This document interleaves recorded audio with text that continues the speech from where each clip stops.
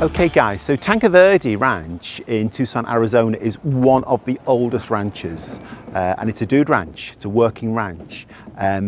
Dotted around the landscape are lots of these old carts, abandoned carts and wagons that just seem to beautifully integrate into the environment, and they're all kind of peppered in between with various types of cactus trees. But behind me here is where they keep all the horses.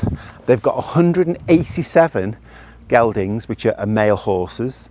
They're used quite regularly to go up into the mountains on trails, and people come along, bring their children with them to learn how to ride. They've got all the pens out the back. The horses are just wonderful. Some of them are rescue horses as well, which is really, really nice, and they're so sweet.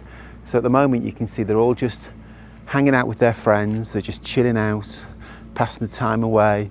The weather's gorgeous, they're not doing anything at the moment. This must be their day off because it's Saturday, but they're so sweet, and it's just lovely to be kind of part of this landscape with all of my new buddies over here.